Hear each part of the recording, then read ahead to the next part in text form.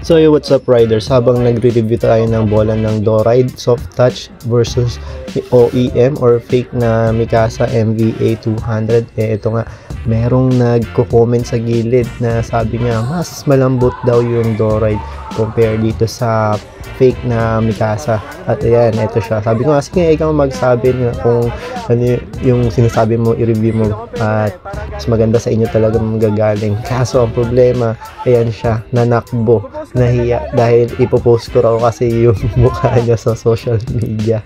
Anyway, so ayun nga, ang sinasabi nga niya, mas malambot daw gamitin itong si Doride Soft Touch compare dito sa MVA na Mikasa V200 MVA 200 Mikasa. So OEM fake itong Mikasa na to, kaya makikita ninyo yung Mikasa ayun na, durug-durug na siya, may mga tuklap na at backpack niya. So masakit ito sa kamay sa pag pinapalo ninyo, pag ini-spike ninyo, mas masakit sa braso kapag sinasalo niyo yung bola.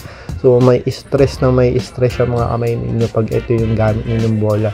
At makita nyo naman, di ba, yung texture pa lang ang kunat na, para sigurong binabagsakan ng hollow blocks ng plastic. Anyway, at ito naman si JC, mag-share na siya ng kanyang review dito sa dalawang bola ng Doride Soft Touch at yung OEM na Mikasa MVA 200. Gusto yung bola? Ayos naman po, ayos. Ito yung ano, ito yung na lang. Ayan. Ito yung pangit, ito yung maganda. Ito nagbubuka na agad. Ito hindi. Na-stuck na to maraming beses. Na-stuck na sa bubong. Di ako nagsabi niya, Nasha nagsabi So okay riders, kung nakatulong itong video na to at bago kayo dito sa aming channel, please don't forget to subscribe at i-share nyo na rin itong video na to sa mga kapalo natin dyan. So ito, panoorin natin itong laro nila. Ang gamit naman nila dito ay yung Doride na microfiber. Mapansin nyo naman, di ba? Hindi sila nasasaktan habang ginagamit yung bola. Ang hirap kaya maglaro kapag masakit sa kamay o masakit sa braso yung bola. So okay, enjoy the game.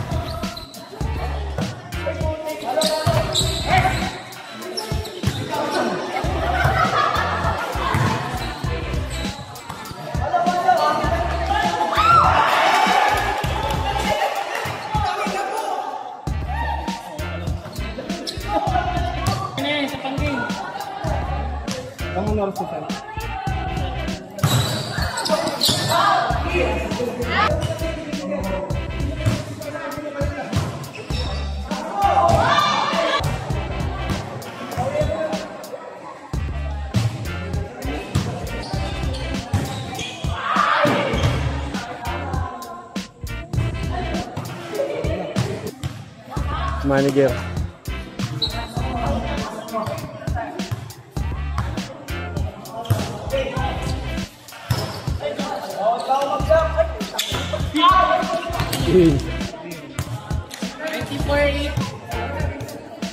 Score namin yan! Ha? Score namin, ha? 23-20.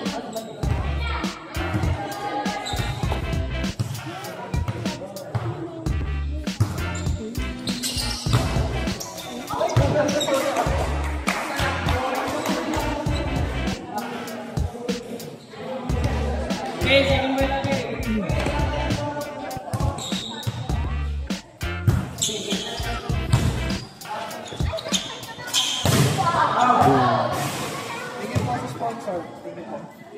Si ayun sponsor o si manager? Gusto yung bola? Ayos naman po, ayos. Ito yung ano, ito yung na lang. Ayan. Ito yung pangit, ito yung maganda. Ito nagbubuka na agad. Ito hindi. Na-stuck na to maraming beses.